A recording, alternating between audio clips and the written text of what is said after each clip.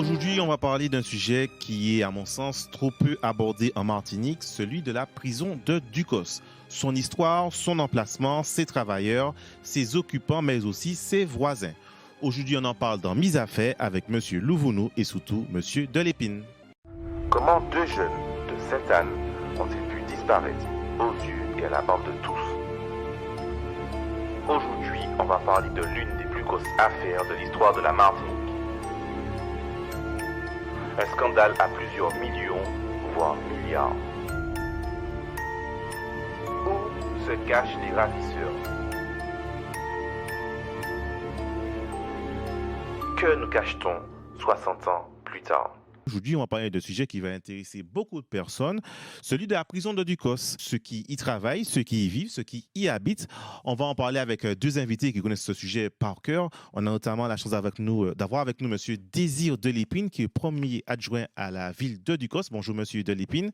M. Delépine, pourquoi, alors peut-être pour les plus jeunes, pourquoi la prison de Ducos est à Ducos? Pourquoi la prison de Ducos est à Ducos? Alors, vous savez que dans les années, je dirais, 90, la prison était placée au 118 à Fort-de-France, Fort-de-France, à côté de la gendarmerie, mais il fallait... Déjà, c'est une prison qui devenait trop petite. Alors, la prison de Fort-de-France, c'est la prison pour les plus jeunes, c'est la prison qui a la place du tribunal. Alors, j'allais le dire, Ouais. j'allais le dire, puisqu'il a fallu, parce qu'il y avait aussi à côté de cette prison une gendarmerie. Exact. On a tout rasé, et là, on a implanté le tribunal, et à côté, vous avez, là où se trouvait la gendarmerie, vous avez un parking.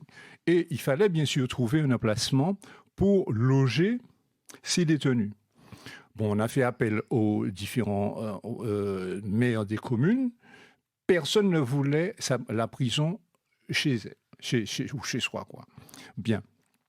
Maintenant, Monsieur Doguet, qui était maire en ce temps-là, a voulu accepter. Bien sûr, ça a été très mal pris en ce temps-là par la population de Ducos. Bon, qui sont fait un tollé, ils ont dit mais pourquoi ne pas implanter ça à la caserne de Balata qui était totalement désaffectée, il suffisait de réhabiliter ça. Et M. Doguet qui avait réponse à tout, il disait mais c'est des gens qu'on nous-mêmes. Alors nous mettions la mer, où est-ce qu'on va les placer ces gens-là? Où est-ce qu'on va les placer? Et puis, il faudrait savoir aussi que c'est une population qui vient s'ajouter à Ducos. Et vous savez très bien que la DGF, la dotation globale de fonctionnement, est fonction de la population de Ducos. En fonction de la population de la commune. Et automatiquement, le fait de faire monter ces prisonniers à Ducos, ça va aussi quelque part engranger des revenus pour la commune, des revenus supplémentaires. Du coup, voilà. Avant d'entrer, déjà on sait effectivement, donc c'était intéressant effectivement de le mettre à Ducos. Vous allez nous dire pourquoi ce terrain-là a été choisi aussi également. Mais avec nous avons la chance d'avoir M. Louvounou, qui est le représentant de FO Justice. M. Louvounou, est-ce qu'on sait combien à peu près d'habitants, de prisonniers qu'il y a à Ducos? Aujourd'hui, il y a 1200 écroués, je dis écroués, et hébergés à peu près 1017. Et qui veut donc dire que les 200 autres sont placés sous surveillance électronique et bracelet électronique. Donc vivant actuellement, je parle des personnes détenues incarcérées, oui. Vivant actuellement, c'est 1017. 1017. Femmes, jeunes et hommes compris. D'accord. Et du coup, si on parle franchement, on est sous Martinique la première, mais on peut tous se dire ici, sur Mise à fait, quelles sont les conditions de vie de ces détenus, réellement? Mais Maraïdou, rapidement, soit invitez-moi ici, c'est pour parler vrai, parce que moi, j'ai l'habitude qu'à mentir, qu'à jouer et tout, et c'est concret et la réalité.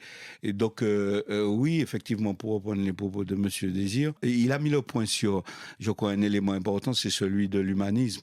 C'est-à-dire, au-delà de la prison, c'est une institution qui est là pour exécuter les décisions de justice, donc de peine de prison.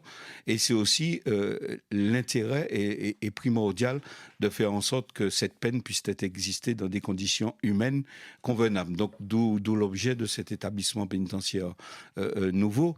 Donc, aujourd'hui, dire que les détenus sont mal logés, ce serait, je crois, trop excessif. beaucoup a été fait et les organisations professionnelles ont pris toute leur place. Aujourd'hui, il y a une nouvelle structure qui a été mise en place en 2017 et on a l'ancien qu'on doit assumer. Et là aussi, nous avons fait des propositions syndicalement parlant. Ce que je voulais dire, la différence, c'est que le nouveau de 2017 de 160 places a institué les douches en cellule. Il y a eu une extension. Il y a une première prison et il y a eu une extension de la prison. Voilà, exact. Qui a ouvert ses portes en 2017, mais à l'intérieur des murs. Vous voulez dire, monsieur Delépine? Non, c'est exactement ça. C'est-à-dire que le permis qui a été déposé, il avait été déposé si je ne m'abuse, en 91. Et ça a été délivré en 96. Et la première pierre a été déposée justement par Michel Morin, qui était à ce moment préfet, qui a été déposée la première pierre a été posée en 1991. Nous sommes d'accord? Et au départ, ce permis a été signé et accueilli, et devait accueillir environ 730 ou 38 prisonniers. Maintenant, vous voyez, comme a dit M. Louvounou, nous avons déjà dépassé la barre des 1200. Ça veut dire que la structure elle-même est trop petite et il y a des extensions prévues, notamment il y a un SAS qui est prévu, là, qui devrait ouvrir à la fin de l'année, qui va accueillir environ 200 prisonniers. Donc on a 1200 détenus pour 700 places. 730 places. Donc il y a des prisonniers qui sont amateurs, non? Non. Non, pour bien faire saisir 730 places, c'est-à-dire 730 cellules. Donc, le principe, c'est une personne, la loi européenne, enfin bon, d'ailleurs, la France est régulièrement condamnée, c'est une personne en cellule, l'encellulement individuel. Mais la configuration des cellules font que sur 9 mètres carrés, on peut mettre 2-3 personnes. Donc la surpopulation carcérale, elle existe de fait. Oui. Mais ça ne veut pas dire qu'on ne peut pas incarcérer. C'est-à-dire, si montaron demain matin, vous avez 10 boucs nous que mettons là, il y a que dormi. À terre ou pas, il y a que dormi. Effectivement. Donc, c'est 730 places qui étaient théoriquement prévues. Mais comme il y a de fait, comme tu as dit, cette extension, vous avez bien vu, et c'est une population carcérale, j'ai envie de dire, qui évolue pratiquement tous les jours. Tous les jours. On a mis 1200, 1220, j'ai envie de dire même 1230 à la limite. Voire plus. Vous voyez? Donc, ce qui veut dire que il faut être, même s'ils sont serrés dans leurs cellules, mais il faut garder, comme a dit M. Louvounou, cet aspect d'humain. Et puis aussi, il y a des gens qui arrivent en prison qui n'ont pas commis de fautes graves, il faut le savoir. N'importe qui peut être incarcéré demain. Ce sont des gens qui sont peut-être dans la vie civile, qui ont une vie exemplaire, et que pour un accident, peut-être de la vie, renverse quelqu'un et vous faites invectiver par quelqu'un, vous la bousculez. Vous pétez les plombs, même pas. C'est-à-dire, vous la bousculez, et puis elle tombe, et puis elle heurte un caillou, et puis elle tombe tout de suite. On va vous incarcérer. Mais pour cela, vous avez peut-être des circonstances atteignantes, mais vous n'êtes pas resté peut-être longtemps à la prison. En prison. Mais quand bien même, il faut accueillir ces personnes. Il faut vous héberger pendant un moment, n'est-ce pas, monsieur Louvounou? Oui, non, mais je corrobore totalement les propos. Du coup, monsieur Louvounou, quelles sont les principales difficultés que vous rencontrez, en prison, notamment les gardiens, le personnel? Quelles sont les principales difficultés? Il y a de l'agressivité en prison? Je veux vous rectifier tout de suite. Quand on parle de la prison, s'il y a un terme dont j'ai horreur, d'ailleurs, on a fait grève dans les années 90 ou ça, gardien de prison. C'est un terme à bannir. On dit surveillant d'établissement pénitentiaire. Pourquoi c'est pas de la sémantique, c'est que gardien garde un mur. Je ne crache pas dessus. J'ai compris. Et tandis que le surveillant, il est là d'une part pour veiller à ce que l'aspect réglementaire soit respecté, et il est là aussi pour veiller à l'humanité et répondre aux sollicitations des personnes détenues. Mais ceci dit, j'ai fini avec. Les difficultés, elles sont là. Évidemment, quand vous avez 730 détenus, vous ouvrez une porte, et que quand vous ouvrez la même porte et que vous vous avez 3 ou 4 personnes derrière, c'est difficile. Et il faut que ces personnes aussi puissent s'entendre en cellule. Parce que quand vous entrez en cellule, c'est pas l'hôtel, vous choisissez pas la chambre.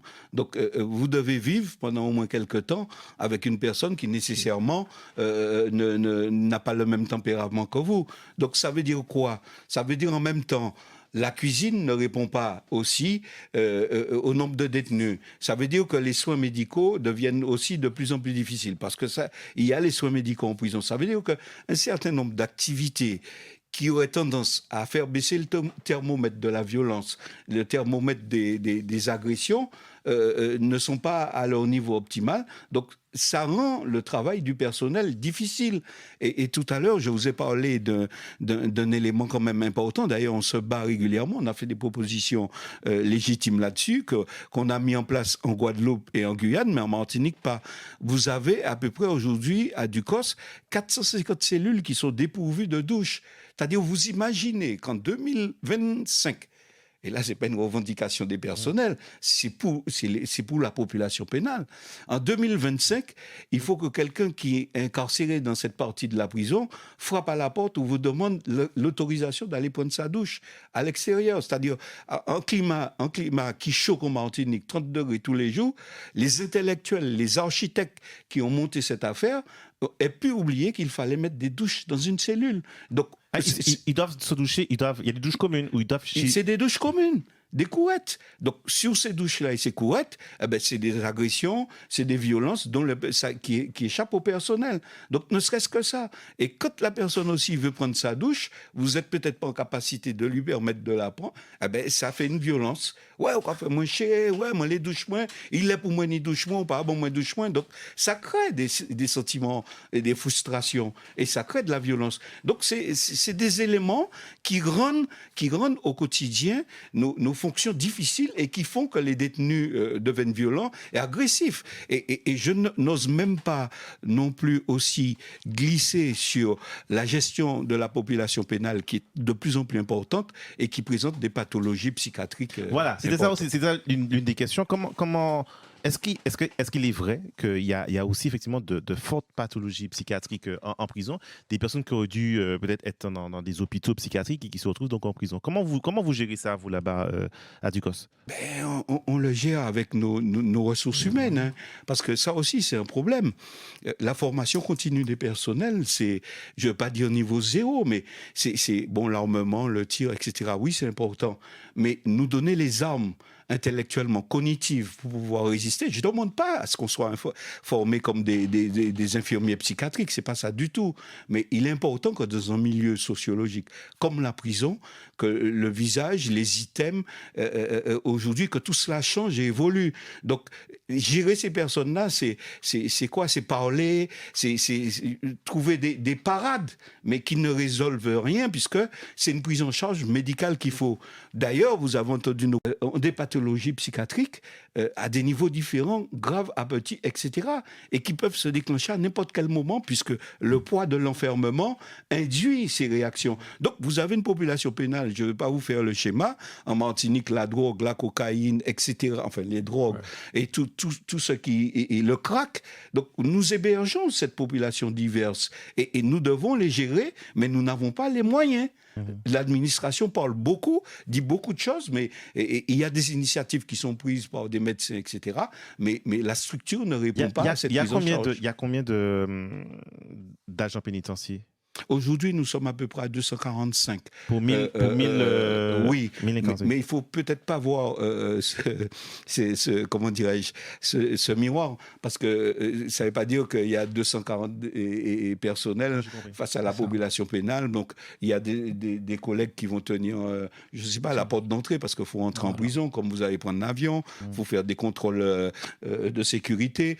Donc, il faut donner à manger à la personne détenue, parce que c'est encore ça, ouvrir et fermer des portes, faut répondre à ses sollicitations, faut lui permettre d'accéder au parloir, de voir sa famille quand il a un souci. Donc vous voyez, donc il y a une organisation de service qui fait que quand certains travaillent, d'autres sont au repos, etc. Vous savez, le système 3x8. Alors, avant de donner la parole à Fox Zozo qui nous a rejoint ici sous ce plateau, Monsieur de Lépine, j'aurais aimé savoir quel impact la prison de Ducos a eu sur l'image de la ville de Ducos? Parce que tout le monde a dit, ouais, au cas de Ducos, c'est d'abord une prison avant d'être une ville. Est-ce que aujourd'hui, vous avez encore du mal à vous défaire de cette image de prison? Ducos, c'est une prison. Voilà. Qu'est-ce que vous en pensez? Monsieur Ozan, moi, j'ai pas envie d'entendre ce que vous venez de dire. Ducos, c'est une prison. Pas du tout. Pas du tout. Pas du tout. Avant, effectivement, on disait, bon, on va aller au 118, hein, sous combien de temps? Après, c'est un radio, ou quand même monter Ducos. Ouais. Ça, c'est clair et c'est net. Mais c'est une connotation, effectivement, à mon avis, négative. D'autant que Ducos, j'ai envie de dire, et quand on regarde la population qui augmente à Ducos, contrairement aux autres communes, j'ai envie de dire que c'est pas la prison qui gêne particulièrement les gens. C'est une ville attractive. Bon, maintenant, je reviens sur l'emplacement, puisque vous voulez parler de ça. C'est un terrain qui, à l'origine, qui se trouve tout au fond de Champigny, à l'ouest, en quelque sorte, de la zone industrielle de Champigny, et qui a été bâti pratiquement sur une vingtaine d'hectares. Au début, c'était M. Doguet qui a, je vous ai dit tout à l'heure, hein, c'est un terrain agricole, à vocation agricole. Parce que ce qu'il faut savoir, c'est que Champigny, toute cette zone-là, c'était de la banane qu'il y avait. Beaucoup de gens ne le savent pas. Bon, et puis en plus, il y a des cas qui est la Ticocotte. Bon, maintenant, c'est Champigny aussi. Hein, les deux sont cette habitation jouxte avec l'habitation Champigny. Bon, maintenant. Au départ, il y avait effectivement des constructions. Il y en a peu hein, pour l'instant. Il y a trois maisons individuelles. Mais c'est notamment des entreprises qu'il y a dans... Non. Je vous parle des habitations où tout un commun, les gens habitent en face à la prison. Oui, c'est ça. Il y a trois maisons. Par contre, il y a des gens qui habitent en face de la prison. Oui. La prison est venue s'installer là. Devant chez eux. Du jour au lendemain, ils ont vu une prison qui s'installait devant chez eux. Et vous pensez bien que le grillage n'était pas comme ça. Donc, ils ont souffert énormément de cela. Il faut le dire. Ils ont souffert énormément de ça. Maintenant, ça s'est calmé, puisque l'administration pénitentiaire a fait ce qu'il fallait, parce qu'ils ont fait monter même des murs anti-bruit. Donc, ils en souffrent moins. Bon. Concernant cette prison sur Ducos, je crois que c'est entré dans l'air du temps. On n'en souffre pas. On n'en souffre pas particulièrement. On sait que la prison est à Ducos, et puis c'est tout. Par contre, les entreprises qui sont dans les abords, à quel moment ils souffrent? C'est quand il y a les voitures qui rentrent à grande vitesse. Il faut quand même sécuriser l'espace. Il faut laisser quand même, quand vous avez ces voitures bleues là, qui escortent. Oui, voilà, qui passent. Voilà, il faut leur laisser la place. Justement, est-ce qu'il y a des exercices? Alors, c'est un site sensible. On sait que par exemple, quand il y a une centrale nucléaire, il y a Céviso, il y a des exercices. Est-ce qu'il y a des exercices avec les entreprises autour? Est-ce qu'ils sont impliqués dans une dynamique autour de la prison? Voilà. Est-ce qu'il y a un lien entre la prison et les entreprises dans le coin, les habitants? J'ai envie de rajouter quelque chose, monsieur Louvoun est peut-être mieux placé que moi. Il y a eu un exercice qui a été diligenté en 2023, un PPI. Alors, plan de protection intérieure. Et on a justement intégré dans ça, on a pris en compte toutes les entreprises qui étaient dans les environnements. On a même à notre niveau déclenché le PCS, le plan communal de sauvegarde. La police était était sollicitée aussi. Bon, donc. Et ça a été quand même un exercice, à mon avis, quand j'ai eu des retours, cet exercice a été très probant. Et M. Louvounou, qui est là, il a participé, puisqu'il était dans le non-non, même dans le cœur de la chose. Mais parce que j'ai eu des retours, franchement, ça a été bien ficelé. Et maintenant... Si tu peux rajouter quelque chose. Non, c'est tout à fait ça. C'est bon, et les exercices. Il y a le PPI, il y a aussi le POI, plan d'orientation et intérieur. qui nous permettent donc de là plus en interne, et il y a le PPI qui mobilise aussi les partenaires extérieurs. Mais bon, le contexte étant ce qu'il est, on n'a qu'une route d'accès aujourd'hui. Voilà, on n'a qu'une route. Pour aller à Ducos, il n'y a qu'une seule route. Non, pour entrer dans la zone, pour aller à la prison, il n'y a qu'une seule voie. Donc justement, nous sommes en train de voir avec aussi l'administration carcérale, avec le centre pénitentiaire, comment faire pour désenclaver en quelque sorte cette zone. Parce que nous, au niveau de la municipalité, le souhait, ce serait de faire une boucle qui pourrait sortir du côté de Pays Noyer. Je ne sais pas si vous connaissez Pays Noyer, là où il y a eu, sans faire de publicité, Vivant Bois. Okay. Voilà. C'est-à-dire faire et passer faire en quelque sorte qu'on arrive à désenclaver cette zone. Parce que imaginez-vous qu'il y ait un jour, je ne le souhaite pas, qu'on bouge carrément l'entrée. Parce qu'il y a déjà eu des rodéos. Merci. Il y a eu déjà eu dernièrement un rodéo, toi Franck pourra nous en parler tout à l'heure, mais il y a eu des rodéos près de la prison, effectivement. Oui, des fusils, mais maintenant ils ont etc. sécurisé. Ils ont mis un portail qui sécurise l'entrée, bon bien sûr, mais en amont, même dans le rond-point d'Hexagone, sans faire de pub encore, c'est pour mieux si vous situez. Donc il y a eu un rodéo là, je vous assure sincèrement, et avec des tirs de fusils, etc. C'était pas gai. Alors donc, imaginez qu'on aille un peu plus loin, qu'on bouge carrément l'entrée. Comment font nos surveillants? Comment on fait? Ou même s'il y a un tremblement de terre et que la route est impraticable, comment on fait pour assurer justement Parce que je précise que c'est une zone inondable. Inondable également. La prison est dans une zone inondable. C'est clair. Voilà. Oui. Ah, d'accord, ok. Mais bien inondable. Bien inondable. Ah, voilà. Alors, avant de donner la parole effectivement à Franck Zozo, on a fait pas ce petit sondage. Donc, la question c'était, quelle est la chose la plus difficile selon vous à vivre en prison? Toi, M. Louvoun pourra nous confirmer peut-être que c'est ça. Donc, parmi les propositions, donc, il y avait effectivement, qui arrive en premier, la privation de liberté. C'est bête, mais c'est bien ça. Puis l'hygiène, le confort et enfin le manque de la famille, qui sont peut-être les choses les plus difficiles à vivre en milieu carcéral. Franck, que t'inspire justement ce sondage qu'on vient de faire passer et quelle vision, toi justement, qui couvre notamment des affaires judiciaires, policières et faits divers, que t'inspire justement la prison de Ducos? Moi, je crois que la privation de liberté, tant qu'on n'en a pas vécu, on ne sait pas ce que c'est. Donc c'est vrai. Moi, je me souviens, je suis allé 4 fois en prison, peut-être 4 ou 5 fois. Chaque fois pour des ministres ou des remises de prix et tout ça. Et en fait, ce qui m'avait frappé, c'est que j'avais rencontré aussi des mineurs, il y a un quartier des mineurs. Et ce qui m'avait frappé, c'est que tous ils me disaient qu'il y a un temps où il faut s'adapter.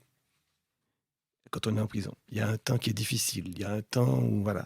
Et une fois qu'ils se sont adaptés, ils réussissent à se gérer en prison. Mais il y a une chose tout à l'heure par rapport à la route qui doit être faite. Moi, je suis passé par là à pied avec un ancien maire. Et ça fait longtemps qu'il y a ce projet de route pour désenclaver la zone, pas la prison, la zone. La zone même. Hein. Oh, bon, avec un ancien maire, on avait fait ça il y a quelques années. Il m'avait montré, on avait filmé, et puis rien ne se fait. Mais peut-être que c'est extrêmement important, à mon avis, qu'il y ait une route de désenclavement, pas que de la prison, de toute la zone. Toute la zone. Mais c'est une zone inondable. Bon, deuxième chose, pour revenir à la prison en elle-même, je sais qu'une fois, il y a un gardien qui m'avait dit « Zozo, si vous voulez, nous camons tout là, au soir. Nous camons tout là, au cas de là, un jour au soir. Ça qui est là, c'est coup de la clé. L'autre, premier coup de la clé. Ça, c'est un truc, ils disent premier coup de la clé. C'est-à-dire que le premier soir où c'est fermé, il y a un problème. Et je crois que, M. Louvre nous va nous dire ça, la prison de Ducos avait été conçue pour qu'il y ait des comment ça s'appelle, des portes. Les ventelles. Qui se ferment et on n'a pas de contact. Ils n'avaient pas de contact les uns avec les autres. Et au bout de quelques semaines, la prison est devenue ingérable et ils ont été obligés de changer le règlement intérieur de la prison. Et parce que chaque fois que je vais à la prison, il y a des gens qui circulent dans la prison. Il y a des détenus qui circulent. Et en fait, à l'époque, c'était pas ça. C'était prévu pour être une prison comme aux États-Unis. Et ils ont dû changer le principe. C'est-à-dire que on ne supporte pas d'être en captivité. Le gars que vous allez mettre en prison en Martinique, en captivité, il devient fou. Ah oui. Et donc, ils ont dû changer le principe des portes et les laisser ouvertes. Ça, c'est une chose. Et en même temps, moi, j'ai envie je ne sais pas si c'est toujours possible. Moi, j'ai suivi des procès de grands trafiquants. Bagaille, grands trafiquants. J'ai suivi trois procès à lui. 3 procès. Un premier procès, parce qu'on avait retrouvé, et peut-être que M. Levounou, de toute façon, saura qui c'est. Un premier procès, on avait retrouvé dans sa chambre 28 puces téléphoniques. Oui. 28? Oui. Et quand M. Zidé, qui est décédé, le magistrat lui a dit « Mais qu'est-ce que vous faites avec ça ?» Et il a répondu « J'ai beaucoup d'amis dans le monde. Donc je les appelle. » Et en fait, ça, c'est l'autre aspect de la prison. Donc c'est quelqu'un qui a passé un examen en prison, qui a passé des examens, mais qui a rencontré à la prison un baron de la drogue qu'il a pris en main et qui lui a appris à faire du business. Et ce gars, je l'ai rencontré, j'ai discuté avec lui. J'en ai rencontré un autre aussi, ça m'avait fait un choc. J'arrive un jour, c'était pour une remise de diplôme, et il y a un foyer, donc un endroit où ils ont des activités, un foyer qui est très pauvre d'ailleurs. C'est vraiment, ça m'a fait de la peine parce qu'ils n'ont pas grand-chose. Alors je ne sais pas si c'est réglementaire ou pas. Et quand j'arrive dans ce foyer, je vois un petit jeune qui vient me voir et qui me dit, il y a 8 ans, c'est toi qui as suivi mon affaire. Je lui dis, ah bon, c'est quoi? Il me dit, on avait braqué un commerce. Je ne vais pas dire où, parce que bon, voilà. On avait braqué un commerce, on avait tué quelqu'un. Moi, j'étais le chauffeur de la voiture. J'ai pris 8 ans, etc., etc. Nanana. Et puis, dernière chose, je suis un jour dans un taxi à Sainte-Lucie avec 20 personnes. Et puis, il y a un gars qui me dit, hey, journaliste, moi, fait 5 ans d'organiser Martinique. C'est où qui tu vas faire moyen?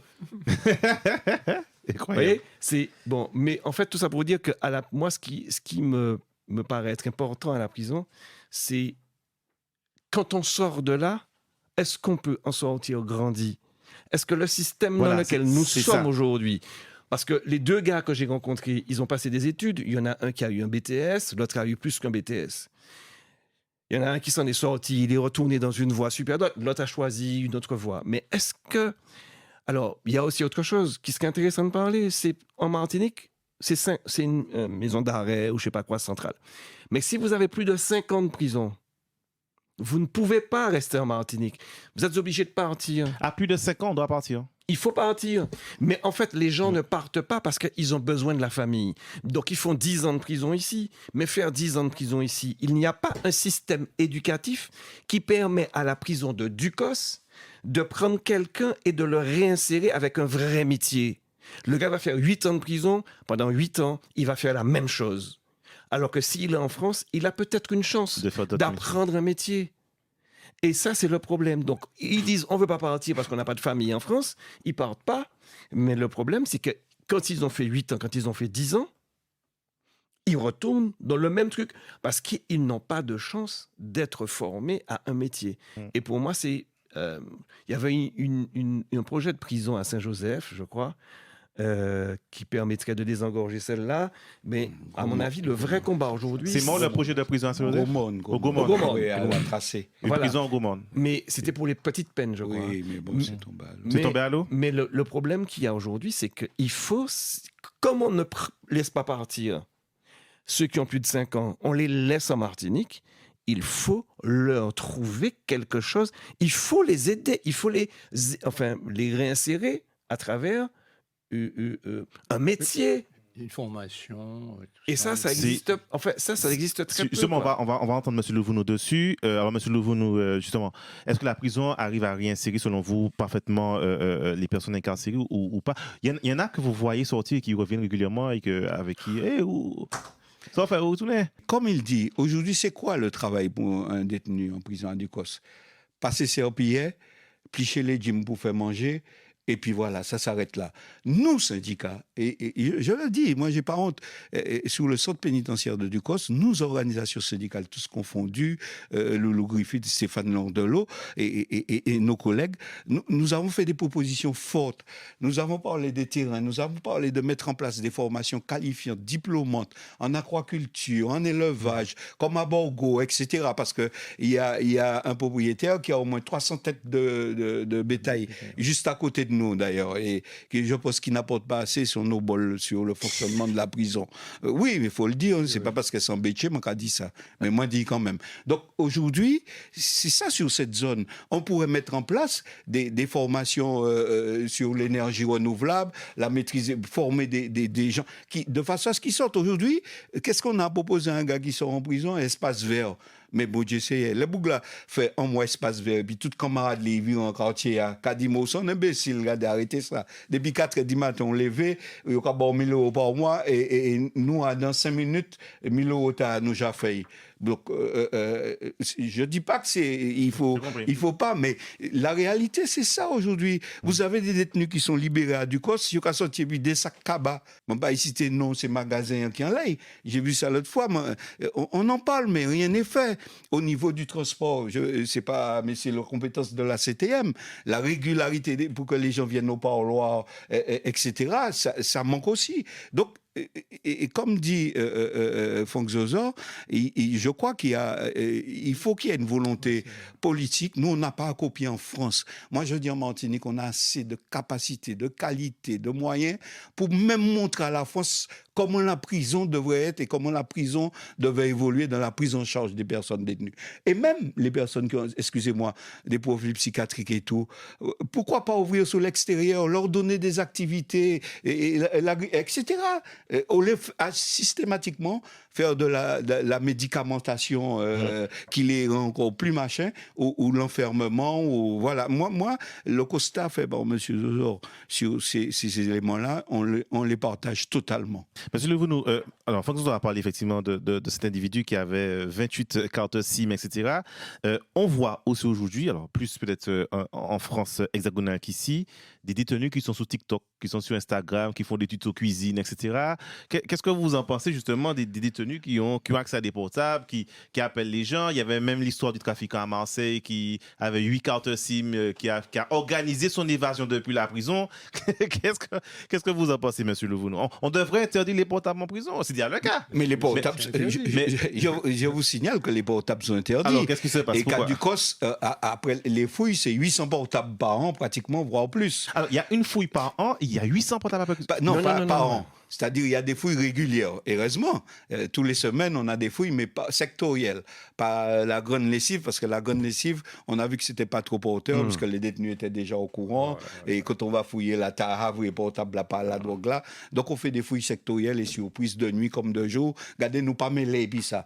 La prison, c'est d'abord la sécurité et la socialisation. Mais c'est d'abord la sécurité. Puisque mon nom, mettez la là qui violait, qui volait, faut pas demain matin, il y a dehors. Donc, c'est d'abord la sécurité. Et ça, on sait faire.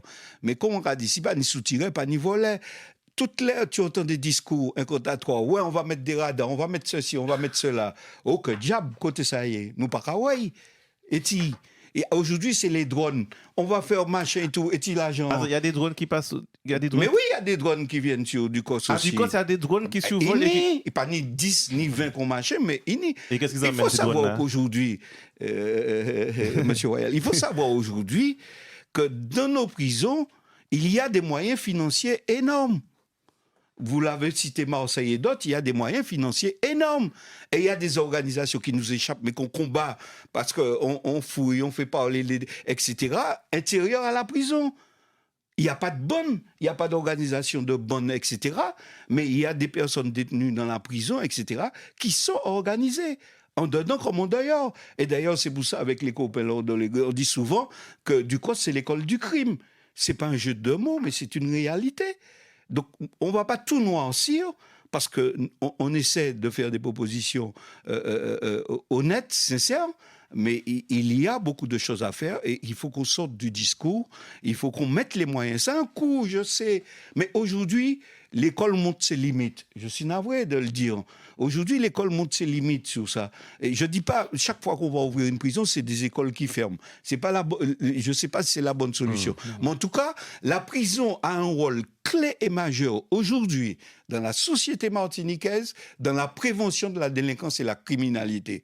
Et si l'État le préfet, les autorités judiciaires, procureur général, qui ont en charge cet aspect des choses, ne se mobilisent pas, ne disent pas les choses, eh ben, je veux vous dire, hier, ces 2 jeunes de 18 ans, 20 ans qu'on a tués à Saint-Esprit, eh ben, c'est chaque jour que vous allez ouvrir votre télé, votre radio, c'était des, mais c'est que 3 ou 4. Voilà. Sans compter les phénomènes aussi intrafamiliales, etc. Mais je noircis pas le tableau, mais... tu voulais compléter. Oui, il y a aussi autre chose dont on ne tient pas compte. Et nous ne sommes pas dans la même situation qu'eux. Mais nous, en tant que journalistes, on vit à peu près la même chose. Quand vous êtes gardien de prison à Marseille... Surveillant d'établissement. Pardon, c'est vrai. Surveillant d'établissement à Marseille. Vous pouvez espérer avoir, quand vous sortez de votre établissement, espérer avoir une vie privée. Mais quand vous êtes surveillant d'établissement en Martinique, quelle vie privée vous avez? Voilà. Vous allez aux Salines avec votre femme et vos enfants, vous allez croiser le gars qui va vous dire, vous allez faire vos courses, vous allez croiser un gars qui va vous dire, vous allez à l'église, n'importe où, vous allez croiser. Et en fait, la difficulté que eux, ils ont, c'est, en fait, j'ai des amis, des gens qui étaient en classe avec moi, qui sont devenus par choix gardiens de prison. J'en ai 3 ou 4.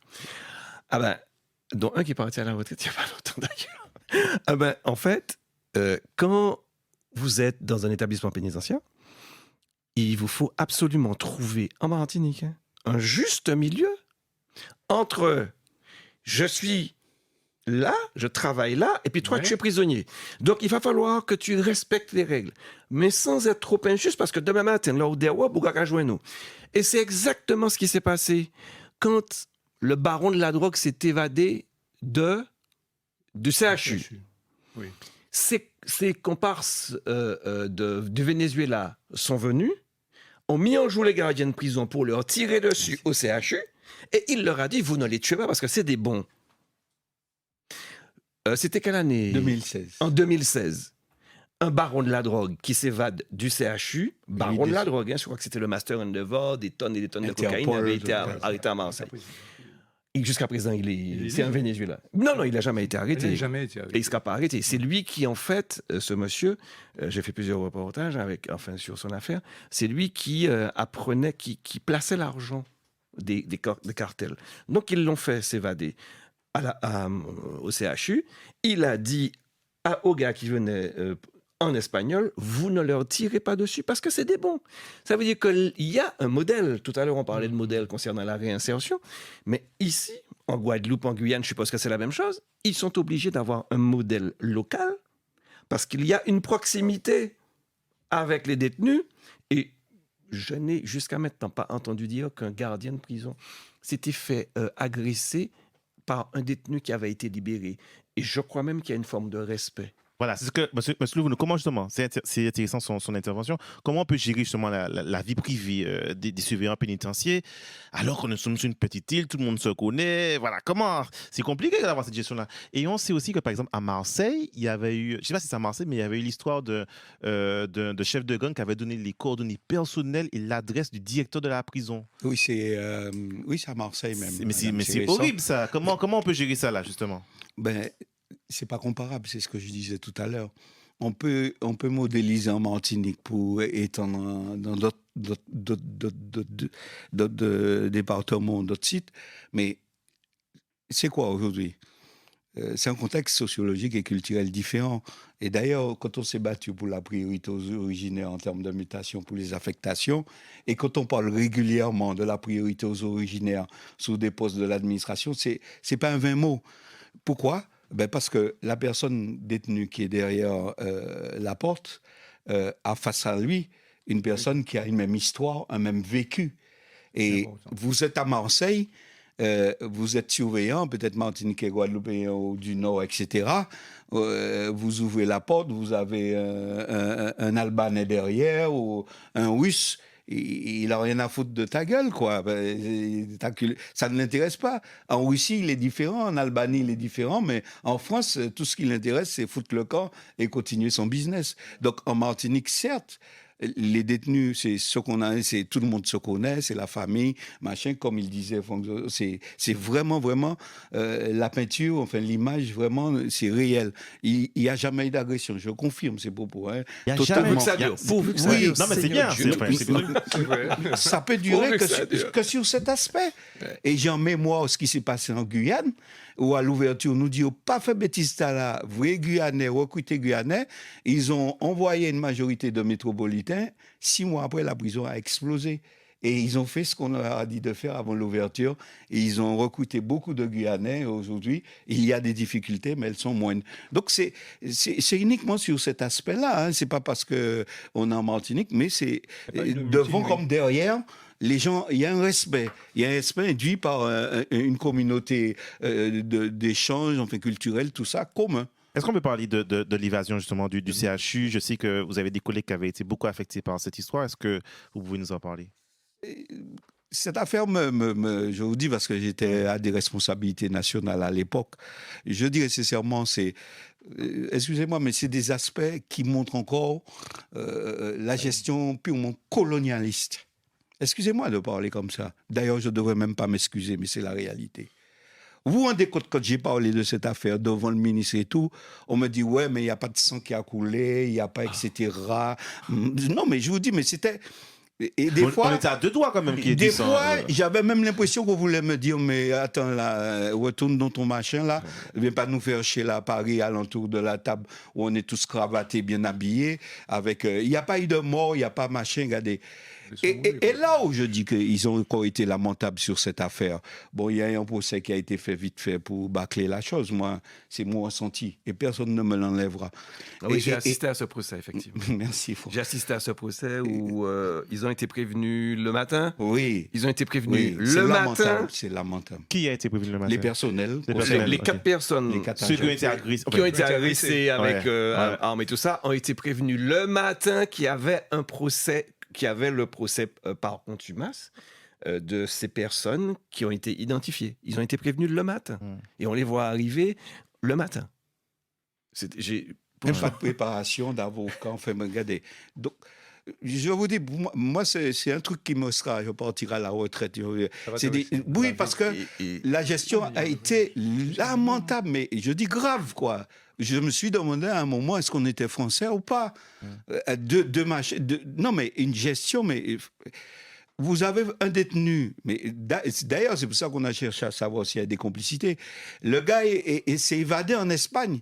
Il est recherché par Interpol. Il arrive en Martinique. On n'a pas 1 millimètre de renseignement et tout dans ses fichiers, dans son fichier pénal, pour dire attention, ce gars-là, quand il met le pied dehors du COS, il faut qu'il y ait au moins 4 ou 5 gendarmes qui l'accompagnent. Et Bougla recherché par Interpol. Bougla a sorti, oui. Et donc, il y a une couverture. Et je pense que c'est pour ça qu'il y a eu blackout. Bon, je dis colonialisme, mais tout le monde a enlevé le parapluie à tous les niveaux. Directeur de l'administration, ministère de la justice, tout le monde a tiré le bas. Et nous avons 4 Martiniquais qui ont été lamentablement lynchés psychologiquement. Et qui ont failli perdre la vie. Et qui ont failli perdre la vie. Et qui sont aujourd'hui marqués par cette histoire. Et ça retourne à l'humanisme. C'est une affaire absolument incroyable. Est-ce qu'il y a eu d'autres affaires d'évasion à la prison du COS, monsieur Levounou? Oh, il y a eu au début de l'ouverture, parce que là aussi, ils nous ont fait... Ouais. Mais je vais le dire, parce que Montpagnac est assuré une malpropreté sécuritaire. On a ouvert la prison... Et dans les Miradors, on avait des armes longues, mais les munitions, c'était des munitions non létales. C'était des munitions balle-place. Et j'en parle parce que je sais, j'étais là à l'époque, à Bémao à l'époque. Et donc, les détenus ont commencé à s'évader. En Martinique? Oui. Ils ont commencé à s'évader. À l'ouverture. Okay. Ah oui, c'est il a fini ouvert, il a sorti. Il est parti. Mais oui, mais... Il n'y avait pas de mur. Il n'y avait pas de mur. Il n'y avait que 2 miradors. Voilà. Il y avait des murs. Donc, il y avait des zones de non-droit, des non-vus. Donc, allez, et puis les collègues qui au Mirador ont tiré 10, 20, 30 coups, c'est Boira continue à courir. les détenus réfléchissent. Il y a un deuxième, et il y a ceux qui sont sortis, et puis il y a ceux qui ont essayé. Il n'y a pas même de ça côté pour aller, si bien que même ça qui rivirait bon là, voilà, pour dire, il n'y a pas de prévoir sortir. Donc, quand on a vu ça, effectivement, on a emmené les miradors d'armes létales. Bon, malheureusement, il y a eu des blessés, et puis ça s'est terminé. À Bémar, il y a eu des morts. Donc, ils ont constitué un troisième mirador actuellement, puisqu'il y a 3 dans les zones aveugles, neutres, et puis depuis, tout s'est fini. Il n'y a pas eu des évasions, il y a peut-être moins de 20 ans. Non, il n'y a pas eu. La prison date de 96, il n'y a pas eu d'évasion. Les seules évasions qu'on a eues, c'est au début, à l'ouverture, tout ça. Ah, bien sûr, il y a des évasions, c'est-à-dire le gars qui est en permission de sortir, qui ne rentre pas, c'est considéré comme une évasion. Mais il n'y a pas bris de prison, ni bris de mur. Eh ben justement, on va donner la parole à M. Delépine sur ce sujet bien précisément. On sait qu'il y a des commerçants, il y a aussi des habitations, un peu plus loin, il y a des habitants aussi à Ducos. Est-ce qu'il y a une peur des habitants de se dire, bon, s'il y a une qui échappée, voilà, est-ce que, voilà. Non, c'est-à-dire que je crois que sincèrement, si évadé il pourrait y avoir, ils ne vont pas venir vers ces habitations. Ils vont aller dans les bois? Ben bien oui, puisque en aval, il y a la mangrove. Et puis un bateau qui vient récupérer. C'est organisé le bateau qui vient récupérer. Voilà, donc il y a peu de crainte. Et M. Doguet, quand il a Feu Doguet, il a dit ça, mais si un jour il y a un évadé, c'est pas Ducos qui y aurait arrivé. Il y aurait un en bas boire. C'est clair. Et c'est ce qui s'était passé. À Ducos, avec les 3 habitations qui sont là, les trois familles qui y habitent, au début, elles avaient des craintes. Mais maintenant, maintenant elles se sont accoutumées à la chose. Bon, maintenant, ça va. Mais je crois que j'ai envie de donner une petite touche quand même plutôt gaie. D'espoir. Voilà. Parce que vous savez on parle de tout ça, mais il y a des mariages qui se font. Il y a des mariages. Vous allez me dire, bon, mais comment ça se fait ? Bon, vous avez peut-être un prisonnier qui a sa dulcinée qui se trouve à l'extérieur et qui est d'accord pour un mariage. Mais à ce moment, vous savez, il y a toute une procédure à suivre. Donc, c'est le procureur seulement, parce qu'il y a des registres à faire sortir. Et c'est le procureur qui donne autorisation à la mairie de sortir les registres pour descendre au centre pénitentiaire, puisque ce sont 2 administrations différentes. Je crois qu'il y a une salle des fêtes aussi également. Il y avait des soirées avant, M. Louvonou, à la prison. Et surtout le personnel. Oui. Les soirées, c'est pour le personnel. Et il y a surtout aujourd'hui des appartements, des chambres, pour recevoir des couples. Exactement. Alors, les UVF, l'unité de visite familiale. Oui, ça c'est... Un week-end avec les enfants. Ça, c'est un petit peu la touche un peu, entre guillemets, gay. J'ai juste envie de rajouter aussi, on parle d'argent, nos détenus doivent faire leur déclaration fiscale. Voilà. Leur déclaration de revenus. Et ils votent également. Et ils votent à Ducos. Bon. Non, enfin, ils votent... Sur le lieu d'inscription. Alors, ils sont inscrits. Attendez, on les déplace pour aller voter ? Non. Ils votent à la prison. Et ensuite, les votes sont comptabilisés à Fort-de-France. Dans le bureau au rez-de-chaussée de la ville de Fort-de-France, il y a un bureau pour les détenus. Ah, d'accord, ok. Pourquoi déclaration de revenus ? Parce que vous savez qu'il y a des prisonniers qui ont ne serait-ce que des revenus fonciers. Ils paient des impôts en prison. Et il y a une assistante sociale qui, à mon avis, vient chaque année, en fin d'année, pour les aider à remplir leur déclaration de revenus. Ça, il y a quand même une vie. Ils sont rattachés fiscalement à Ducos. Ils sont, bien sûr. Et donc, ils paient des impôts à Ducos. C'est leur maison, puisque je vous ai dit tout à l'heure qu'ils font partie de la population. La population municipale qui intègre, qui est rentrée, qui est comptabilisée dans la population totale de Ducos. Il y a combien d'habitants au total à Ducos ? Il faut compter aux alentours de 10, on va dire 18 000. 18 000, dont 1 000 qui sont des prisonniers. Alors, donc, le décompte, là, c'est l'État qui nous envoie ce décompte. On ne maîtrise pas cela. On ne maîtrise pas cela. Mais par contre, comme je vous l'ai dit en amont, que la dotation générale de fonctionnement, on en bénéficie. C'est par habitant, par tête d'habitant. Du coup, c'est environ, depuis 2023-2024, c'est environ 106 € par habitant. Alors, quand vous multipliez ça par le nombre d'individus qu'on nous déclare, ça nous fait quelque Et chose. très rapidement, les associations, comment est-ce qu'il y a un tissu associatif est-ce que la cantine, comment l'économie se déroule autour de comment l'économie de Ducos se déroule autour de la prison justement? Alors, est-ce que l'économie vit aussi de oui, ces l'économie rentes? vit de ça. Pourquoi? Parce que, et monsieur Louvoux va peut-être le justifier, corroborer ce que je dis, à l'heure actuelle, la cuisine de la prison ne fonctionne pas. Donc, on est obligé de faire appel aux prestataires extérieurs. Alors, vous voyez? Donc, il y a des commandes de plus de 500 repas par jour qui doivent se faire. C'est des millions d'euros. C'est des millions d'euros. Donc, ça favorise quand même l'économie. Ce serait intéressant pour une entreprise du 16. Bon, voilà. C'est ce que j'avais peut-être à rajouter. Vas-y, Franck, et puis après, on va donner la parole à M. Levonneau pour clôturer. Non, moi, ce que j'ai à dire de la prison, c'est que le plus difficile pour moi, dans ma conception, c'est la préventive. La préventive, c'est quelque chose qui, dans ma conception, au niveau intellectuel, c'est super dur. Parce que je suis en prison en attendant d'être jugé.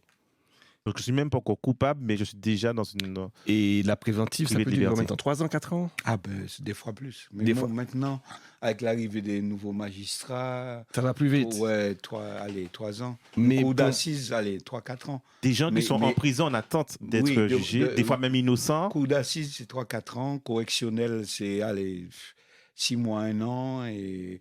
Et voilà, c'est ça. Mais donc, le plus dur, c'est cour d'assises. Oui. Et pour moi, c'est quelque chose que je ne comprends pas. Parce que si on dit que la prison doit être l'exception, je suis en prison en attendant d'être jugé.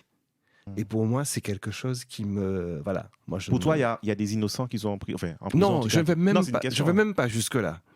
Je dis simplement, imaginons que je fasse 3 ans de préventive parce que je suis en attente d'un procès et que l'affaire n'est pas bouclée, mais je suis en prison parce qu'il manque des papiers, parce que. Et puis qu'en réalité, je ne dirais même pas que je suis innocent, mais qu'en réalité, un jury populaire ou des magistrats me condamnent à 1 an de prison. Tu as déjà fait... 2 ans pour rien. Exactement. Et pour moi, c'est le plus compliqué. Être en préventive en attendant un procès. Ouais. Moi, intellectuellement, j'ai du mal avec ça. Petit mot, juste un mot. Éviter la récidive. Je pense que ça, c'est très important. On l'a entendu, on a confirmé, éviter la récidive. Merci à tous d'avoir été des notes dans l'émission Mise à fait, votre émission sur les faits de société, les faits divers. Merci à tous et on se retrouve la semaine prochaine. Merci.